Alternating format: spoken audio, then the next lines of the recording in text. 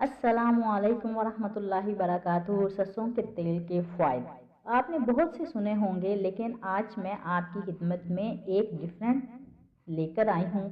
तो साथ जुड़े रहिएगा और एंड पे अच्छा सा कमेंट भी करते जाइएगा कि आपको इसमें से कौन सा पॉइंट अच्छा लगा।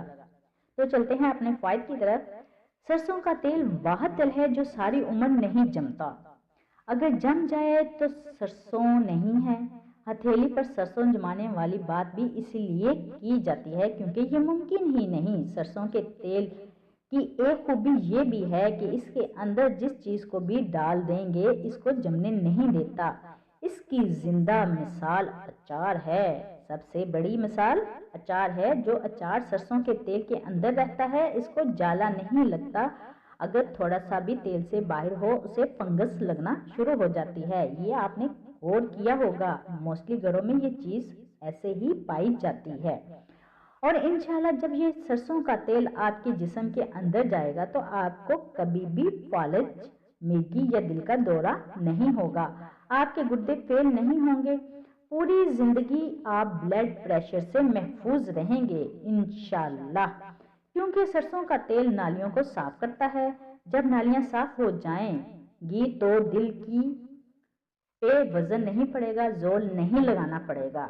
सरसों के तेल के फायदे ही फायदे हैं। हमारे देहातों में जब जानवर बीमार होते हैं तो बुजुर्ग कहते हैं इनको सरसों का तेल पिलाएं।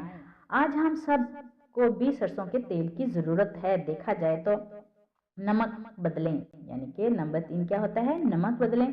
नमक होता क्या है? नमक इंसान का किरदार बनाता है। हम कहते हैं बंदा बड़ा नमक हराम है या बंदा बहुत नमक हलाली कर गया, या फिर नमक के किरदार की तामीर करता है। हमें नमक वो लेना चाहिए जो मिट्टी से आया हो, और वो नमक आज भी पूरी दुनिया में बेहतरीन पाकिस्तानी नमक ख्योड़ा का गुलाबी नमक है। पिंक हिमालयन नमक $25 का 90 ग्राम, यानी कि 8,000 रुपये का 90 ग्राम और 80,000 रुपये का 900 ग्राम बिकता है। और हमारे यहाँ 10 या 20 रुपये का किलो हो गया, लेकिन अब बदकिस्मती में ज़्यादा से ज़्यादा 50 रुपये का हो गया।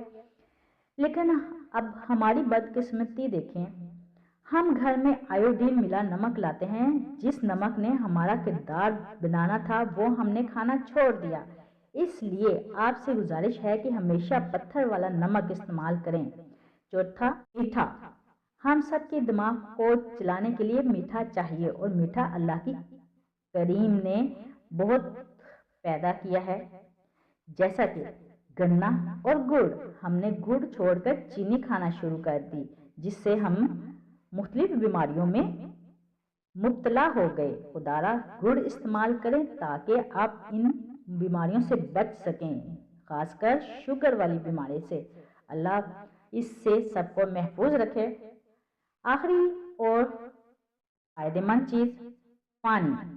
इंसान के लिए सबसे ज़रूरी चीज़ पानी है, जिसके बगैर इंसान का जिंदा रहना मुमकिन नहीं। पानी भी हमें मिट्टी से निकला हुआ ही पीना चाहिए। पूरी दुनिया में आबे जमजम सबसे बेहतरीन पानी है, सुबहान अल्लाह।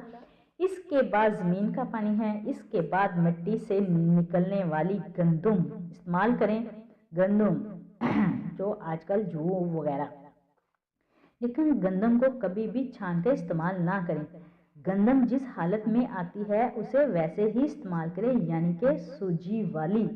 अब तो गंदम को कई कई तरीक़ों से साफ़ सुथरा करके फिर घर में लाया जाता है। उसके अंदर जैसे कि पंजाबी कह देते हैं बंड, और जौ होते हैं उसमें। अगर जौ को भी गंदम में ही रहना दिया जाए तो हमारे लिए वो फ़ायदेमंद है। जौ ठंडे होते हैं। जैसे हम लोग सत्तू बनाते हैं, जौ से हम लोग क्या बनाते हैं? सत्तू बनाते हैं, जो गर्मियों में हम लोग बरसात के मौसम में यूज़ करते हैं कि गर्मी ना लग जाए। जून जुलाई में भी लोग करते हैं यूज़, लेकिन ज़्यादातर बरसात में यूज़ करते हैं ताकि अंदर गर्मी रच बस ना जाए, क्योंकि उन दिनों में हब्स वाला मौसम होता है।